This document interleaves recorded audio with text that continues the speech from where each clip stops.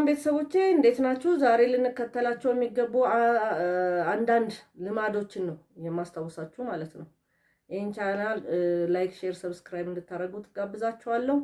በማንም ሰው ላይ ጥገኛ መሆን የሚያመጣውት ነገሮች አሉ፣ ተጽዕኖች አሉ። የራሳችንን ስራ ሁሉ እንዳንሰራ ያደርገናል እና ምናልባት ቁጭ ብሎ ገንዘብ በሌላው ጥገኛ ሆኖ ሳይሰሩ መብላት ሊቀል ይችላል፣ ግን ለወደፊት ማንነታችን ጥሩ አይሆንም።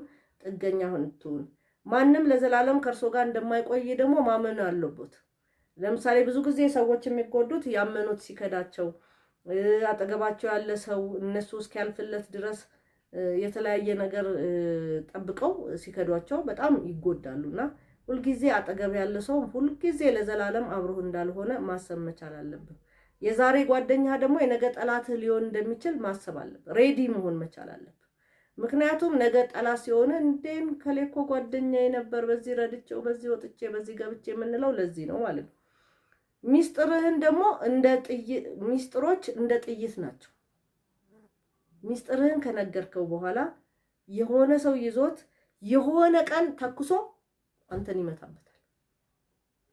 ለሌሎች ሚስጥር ማለት ጥይት ነው ማለት ነው። በቃ ስለዚህ ያንን ጥይት ለሰው ሰጠህ ማለት ነው። ስለዚህ አንድ ቀን ይጠቀምበታል፣ አትጠራጠር። ስለዚህ ሚስጥራችሁን ለሰዎች አትናገሩ ማለት ነው። ጥይት ነው፣ እውነት ነው። የሚያሳዝኑት ሁልጊዜ ሊተማመኑባቸው የሚችሏቸው 3 ነገሮች ብቻ አለ። የሚያሳዝኑት ሁልጊዜም ሊተማመኑበትም የሚገባ ኪሶት፣ ጤናዎት፣ አምላኮት ነው። በቃ ሁልጊዜ በማጣት ሊያዝኑ የሚገባው እነዚህም ብቻ ነው። ጤናዎት ሲጎድል ያሳዝናል። ኪሶት ሲጎድል የሌላ ሰው መጠቀም ይሆናሉ። አምላኮትንም ከረሱ እንደዚሁ ነው። ስለዚህ ሊተማመኑባቸው የሚገባ እነዚህ 3 ነገሮች ነው። አንደኛው ምንድነው? ኪሶት፣ ሁለተኛ ጤናዎት፣ ሶስተኛ አምላክ። ወይም ዘ ሪቨርስ የመጀመሪያው አምላክ ነው። አምላኩን የረሳ ሰው አንድ ተረት አለ። ታሞ የተነሳ አምላኩን ረሳ ይባላል። ታሞ ሲድን ማን እንዳዳነው እንኳን ረሳው ማለት ነው። ስለዚህ የመጀመሪያው አምላክ ነው፣ ሁለተኛ ጤናችን ነው፣ ሶስተኛ ኪሳችን ነው።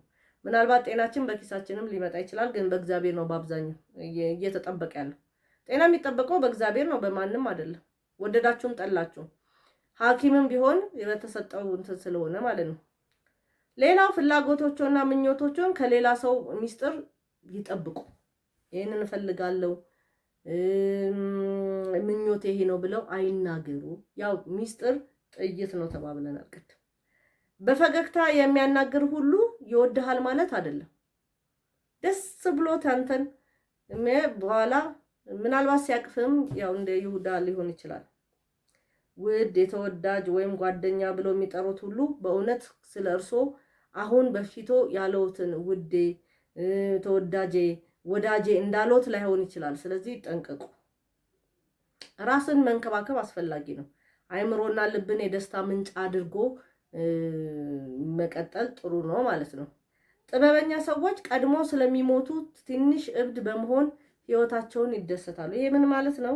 ጥበበኛ ሰዎች ያችን ያለቻቸውን ላይፍ በደንብ ምናልባት በሌላ ሰው ዘንድ እብድ ሊያሰኝ ይችላል። ራሱ ብቻውን ሲጠጣ፣ ለራሱ በደንብ ነገር ሲያደርግ፣ ራሱን በደንብ ሲጠብቅ ምናልባት ይሄ እብድ ነው ብለው ሊሉ ይችላሉ ነው።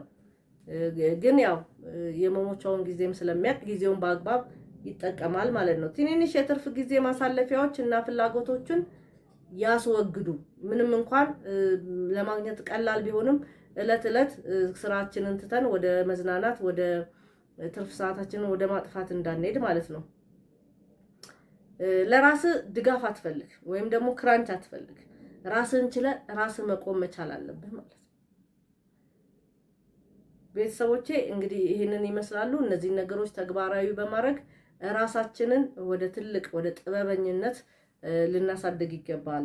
ይሄንን ፕሮግራም ላይክ፣ ሼር፣ ሰብስክራይብ እንድታደርጉት እጋብዛችኋለሁ። ቤተሰቦቼ መልካም ጊዜ